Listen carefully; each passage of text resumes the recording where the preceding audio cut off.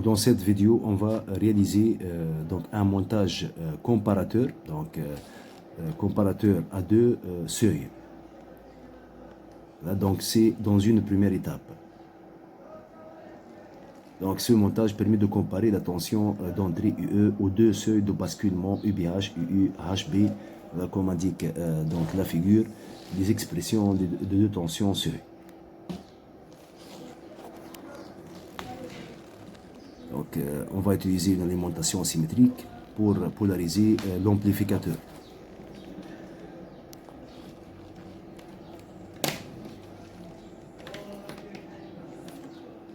Donc ce montage comporte un amplificateur et deux résistances R1 et R2.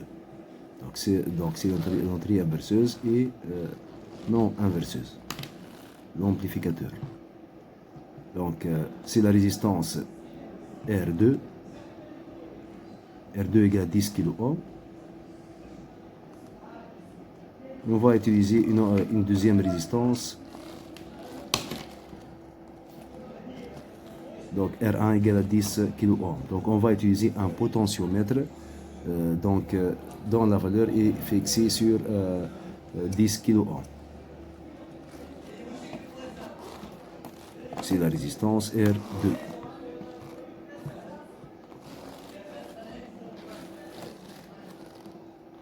Comme indique la figure.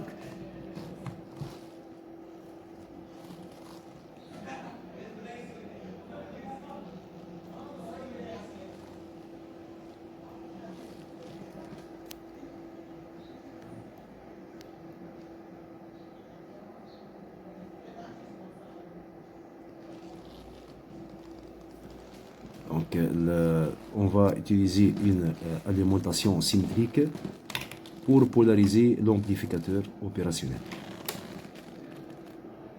Donc on va utiliser deux tensions, moins 15 volts plus 15 volts.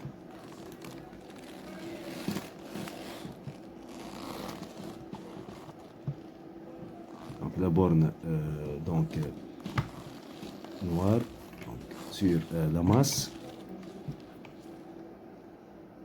et cette borne positive sur la borne plus 15 volts, voilà.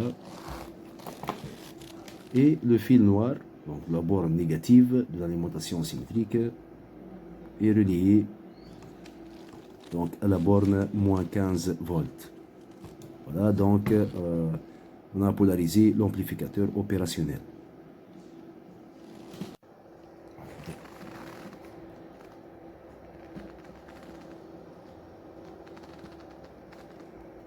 Donc c'est le montage comparateur à deux seuils.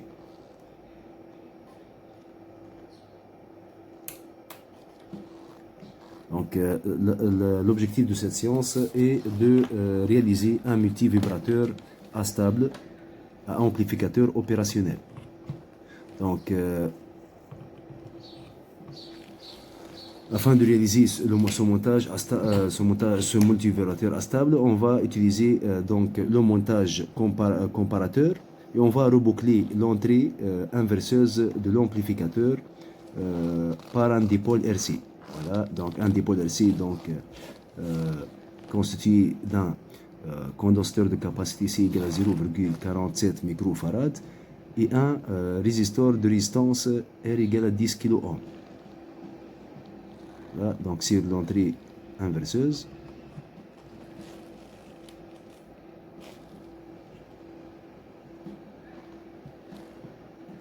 Voilà, donc c'est le potentiomètre. On fait tourner à droite, donc c'est la valeur R1 égale à 10 kΩ. Voilà, donc c'est le dipôle RC. Donc on va utiliser les deux voies Y1 et Y2, chaîne 1 et chaîne 2. Sur la voie Y1, c'est la chaîne 1, on va visualiser la tension d'entrée UE. Donc c'est la tension UC aux bornes du condensateur.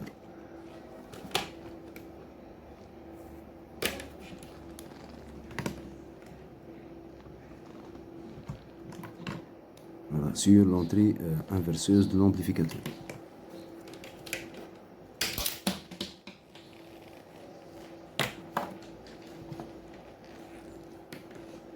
Voilà. Et sur la chaîne 2, ou la voie Y2, voilà, donc voilà, on relie au point S.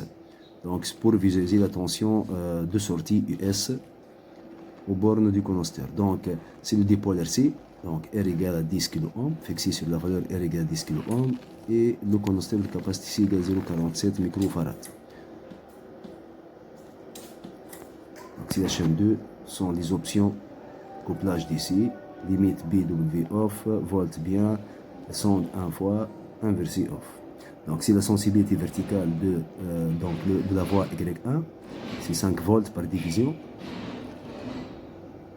Et la chaîne 2, sensibilité verticale égale à 5 volts par division. Donc c'est la sensibilité horizontale, c'est pour le balayage de temps. On va donc fixer la sensibilité horizontale à 2 millisecondes par division. 2 millisecondes par division. Voilà. Voilà. Donc on observe deux courbes. Donc la courbe en jaune, la courbe en bleu, c'est la tension UE de T, c'est la tension UC de T aux bornes du condensateur. Et la courbe en jaune représente la tension visualisée sur la voie Y2.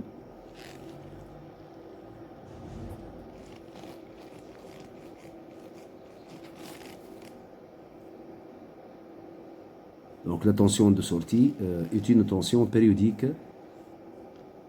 non sinusoïdale. Voilà, donc il y a deux seuils, donc deux états, état haut et état bas. Voilà, donc ce multivibrateur est caractérisé par une période T qui est égale à la somme des deux durées, T1 la durée de son état haut et T2 la durée de son état bas, tel que T égale à T1 plus T2. Donc on va mesurer la durée T1.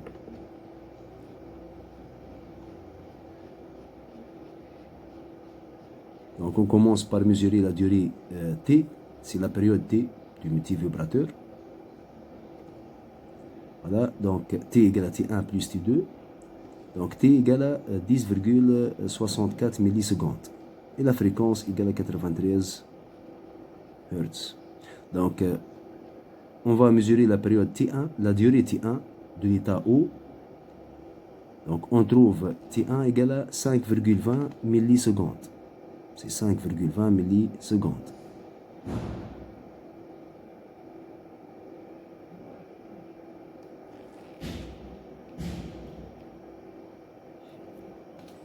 Donc par calcul, on trouve T1, la durée de l'état haut, égale à 5,17 millisecondes. Voilà, donc c'est l'expression de T1 égale à tout, la constante de temps du dipôle RC, tout fois log 1 plus 2 fois R1 sur R2.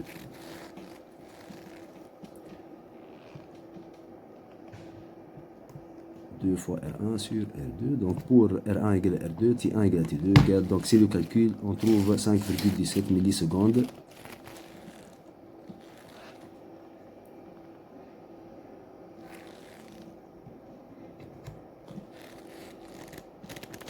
Donc pour mesurer la fréquence, on peut utiliser donc le multimètre en fonction Hertz. Voilà, c'est la fréquence mesurée à la sortie donc du montage, donc c'est 93,64 Hz. On peut trouver la valeur de la fréquence sur l'oscilloscope. Voilà, donc on utilise les deux traits donc verticaux pour mesurer la période T. Donc on trouve la valeur de la fréquence et sur l'écran de l'oscilloscope c'est 93,28 Hz. Voilà, donc c'est à peu près la même valeur.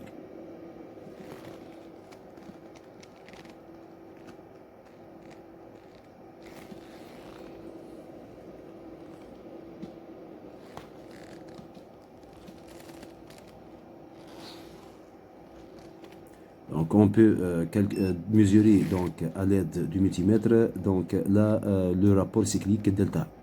Delta égale 50% à peu près, 49,3%. Donc voilà, donc c'est donc T égale delta égale à T1 sur T égale à 0,5. Voilà, donc c'est 50% à peu près, donc 50%.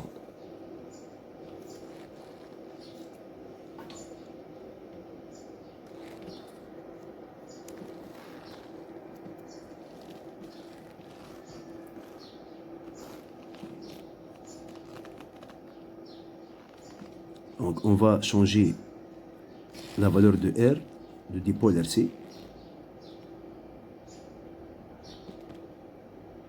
Donc on va utiliser le mode automatique.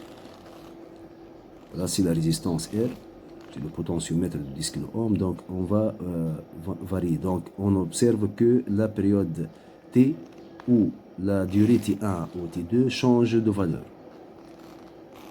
Voilà. Donc lorsqu'on change la valeur de R, la période T change.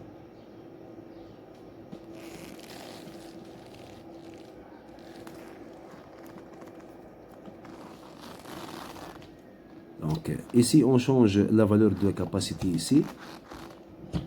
Par exemple, on change la valeur à 1 microfarad, on observe que donc lorsque C augmente, donc la période T augmente, ou la durée T1 par exemple augmente. Si la résistance R augmente, la période T augmente aussi.